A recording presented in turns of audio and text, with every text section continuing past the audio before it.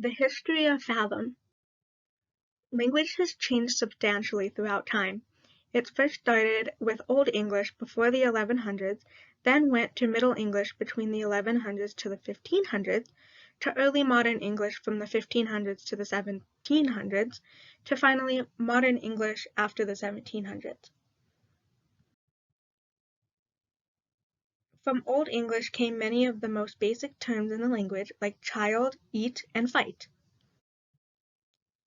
The Middle English period started with the arrival of the Norman French in England. During this period, words like army, faith, marry, and prison were made.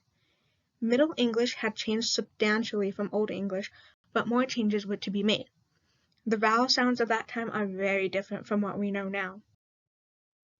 The sounds of English went through a change known as the Great Vowel Change, which signified the early modern English period.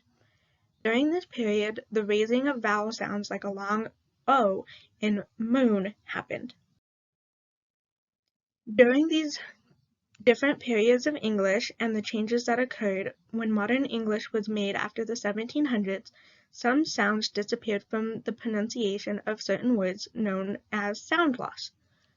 However, some words lost sounds but kept the spelling, resulting in silent letters. An example is the word knee. The word initial velar stop k is not pronounced before the nasals n. Now that we have some history of how words and sounds have changed throughout the years, let's get into how the meanings of words have also changed. Words have gone through many different semantic changes like broadening, narrowing, amelioration, and pejoration. Broadening is when a word takes on a broader meaning over time, like dog. In Old English, dog was used to describe a specific breed of dog, but now it is used to describe all canines. Narrowing is when a word takes on a narrower meaning over time. An example of this would be the word meat. In Old English, it used to be referred to as any food, but now it is used for only flesh that can be eaten. Amelioration is when a word takes on a more positive meaning over time. The word nice is an example of this. In Middle English, nice was used to describe someone's actions as foolish or silly. As time went on, its meanings changed to kind, considerate, and friendly. Pejoration is when a word takes on a more negative meaning over time. An example of this would be the word attitude. Originally, it meant position or pose.